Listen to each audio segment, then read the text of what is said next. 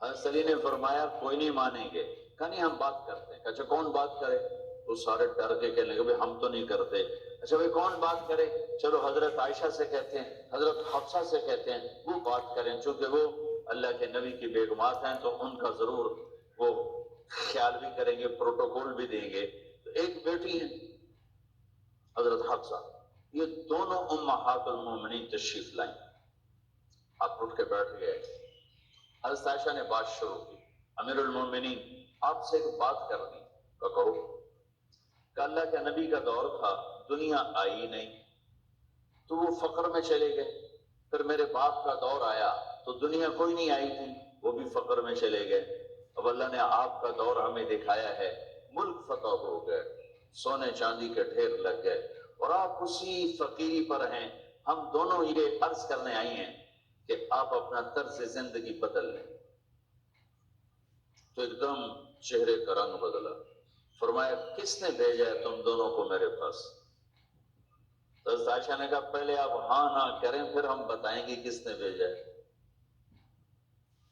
فرمایا اگر مجھے ان کے تم نام بتاؤ نا تو میں مار مار ان کے چہرے لال کر دوں جنہوں نے تمہیں میرے پاس بھیجا ہے.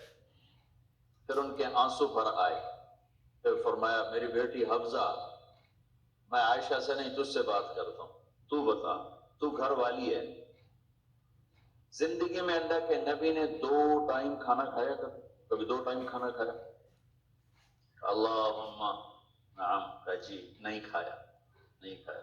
تمہیں پتہ ہے نا صبح کھاتے تھے شام نہیں کھاتے. کہا شام کھاتے تھے صبح نہیں کھاتے تھے. ٹھیک ہے نا؟ کہا جی. کہا اچھا تمہیں پتہ ہے نا میرے نبی کے پاس ایک ہی پہننے کا جوڑا ہوتا تھا.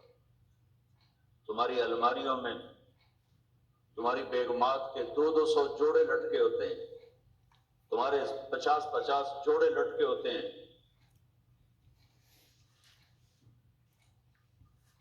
جس کے چہرے کی رب نے قسم اٹھائی والضحی، جس کی زلفوں کی رب نے قسم اٹھائی واللیل اذا سجا، جس کے بول کی رب نے قسم اٹھائی وقیلہ یا رب ان ہؤلاء قوم لا یؤمنون، جس کے شہر کی اللہ نے قسم اٹھائی وہذا البلد الامین، جس کی کتاب کی اللہ نے قسم اٹھائی قاف والقرآن المجید، جس کی رسالت پر اللہ نے قسم اٹھائی یاسین والقرآن الحکیم انک لمن المرسلین، جن کے آنسو پوچھنے کے لیے جبریل کو اتارا ولا تذهب نفسك علیہم حسرات، جن کو عزت سے پکارا یا ایھا النبی، جن کو احترام سے پکارا یا ایھا الرسول، جن کو محبت سے پکارا یا ایھا المزمل، جن کو لاڈ سے پکارا یا ایھا المدثر، جن کو جنت کی چابی پکڑائی الی مفاتیح الجنت یوم القیامہ، جن کے ہاتھ میں اللہ کا جھنڈا پکڑایا کہ بیدی لواء الحمد یوم القیامہ،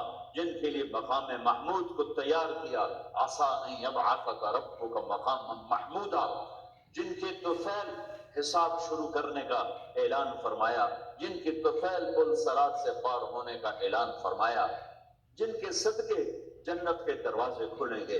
میرے نبی نے فرمایا سارے نبیوں پر جنت حرام ہے جب تک میرا قدم نہ پڑ جائے، اور ساری امتوں پر جنت حرام ہے جب تک میری امت کا قدم نہ پڑ جائے.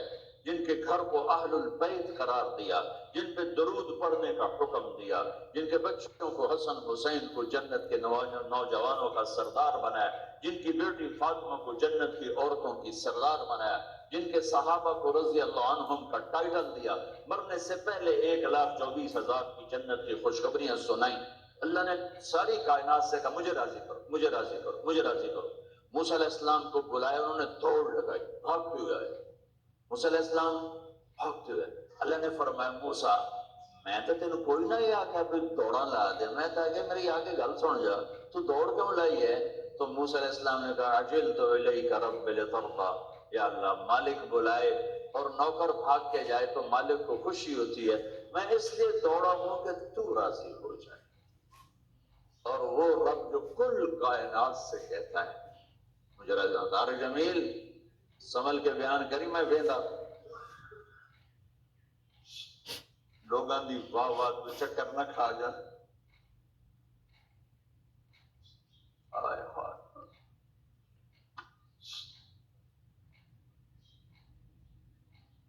کیا سمجھتے ہو یہاں بیٹھ کے مجھے بڑی خوشی ہوتی، میرا رواں رواں روتا ہے کہ مجھے حساب دینا پڑے گا کہ یہ بول کیوں بولا تھا، کس لیے بولا تھا۔ میں پیسے نہیں لیتا ہوں، یہ بھی ایک تکبر، میں پیسے نہیں لیتا ہوں، میں اللہ کے لیے کرتا ہوں، یہ بھی تکبر کے کھاتے میں جا سکتا ہے۔ تو یہ اس لیے پیسے نہیں لیتا تھا کہ تو لوگوں میں مشہور ہوگا، میں پیسے نہیں لیتا، اس کھاتے میں یہ جا سکتا ہے۔ میں پیسے نہیں لیتا ہوں، شہرت تو لے رہا ہوں، یہ پیسے سے بڑی دولت ہے۔ تو میں اپنی کیفیت بتا رہا ہوں کہ میرا رواں رواں روتا ہے کہ مجھے نہیں، ساری زندگی تھک تھک کے گزارے، ہڈیوں میں بھی درد بیٹھ گیا، اور اللہ قیامت کے دن اگر کہہ دے تو سارا اپنی چودر واسطے کی تھی، تو اللہ سچ ہے، میں جھوٹ، تباہ کر دو اس کو۔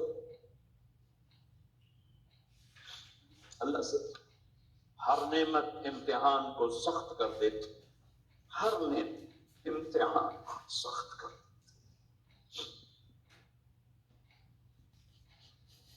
میں نے گمنامی کا دور بھی دیکھا، میں رائمنڈ پڑھتا تھا، میں اینٹ کے سرانہ بنا کے سوتا تھا، رات کو بستر لوگوں میں تقسیم کر دیتا تھا اپنا بستر، جو اس وقت تھوڑے سے لوگ آتے تھے تو میں رات کو چکر لگاتا، تو جن لوگوں کے پاس بستر نہیں ہوتا تھا کسی کو سرانہ دے دیتا، کسی کو چادر، کسی کو دری، کسی کو کھیس، ویا سامنے برانڈا جی اتھے آ کے رکھ دے گا جی، اور میں ایک اینٹ اٹھاتا اور اس پر اپنا چھوٹا سا رومال رکھ کے اینٹ کا سر بنا کے میں سو جاتا۔ اگر اس وقت میں مر جاتا تو مجھے غالب گمان تھا کہ میرا کام بن جاتا، لیکن آج مجھے نہیں پتا کیا ہونے والا ہے اور کیا ہوگا، لیکن ہم اللہ کی رحمت پر آس رکھتے ہیں۔ ساری دنیا سے کہتا ہے مجھے راضی کرو، اور خود کہتا ہے میرے حبیب میں نے آپ کو راضی کرنا ہے، میں نے آپ کو راضی کرنا ہے، وَلَسَوْفَ يُعْطِيكَ رَبُّكَ فَتَرْضَىٰ، میں نے آپ کو راضی کرنا ہے۔ اتنی بڑی ہستی، حمزہ تیرے گھر میں نبی کے 2 جوڑے تھے یا ایک تھا؟ ایک تھا، کہ اسی کو خود دھوتے تھے، نوکر نہیں دھوتا تھا، بیگم نہیں، خود دھوتے تھے، سکھاتے تھے، پہن کے باہر آتے تھے۔ کئی دفعہ ایسا ہوا کہ نہیں ہوا کہ نماز کا ٹائم آیا اور بلال نے آ کے آواز لگائی یا رسول اللہ نماز کا وقت ہو چکا ہے، اور آپ فرماتے تھے بلال ابھی میرے کپڑے خشک نہیں ہوئے، انہیں سکنے پائے، انہیں سکنے پائے، علی گلین میں آ جانا۔ نماز لیٹ ہو جاتی تھی، کپڑے خشک نہیں ہوتے تھے، اور تمہیں وہ دن تو یاد ہوگا کہ ایک دفعہ جوڑا بھی نہیں تھا، ایک چادر ہی تھی، اسی کو گلے میں اور بدن پہ لپیٹ کے نماز پڑھائی تھی، اور تمہیں وہ بھی یاد ہوگا کہ ایک دفعہ چادر بھی نہیں تھی، جو ایک انصاری عورت سے کپڑے ادھار مانگ کے جا کے نماز پڑھائی تھی۔ تم محل بنا کے تکبر میں آتے ہو کہ ساڈا محل ویکھو، ساڈا سیٹ اپ ویکھو، ساڈا سٹیٹس ویکھو۔ لعنت ہے تمہاری اس سوچ پر کہ تم نے پیسے کو سٹیٹس بنایا ہے، تم نے سونے چاندی کو سٹیٹس بنایا ہے، تم نے اپنی فیکٹری بنگلوں کو اور گاڑیوں کو سٹیٹس بنایا ہے۔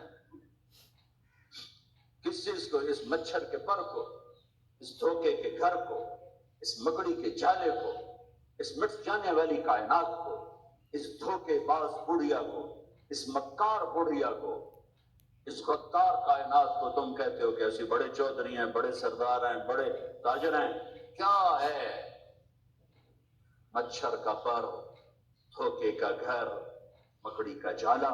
زہے مقدر حضور حق سے سلام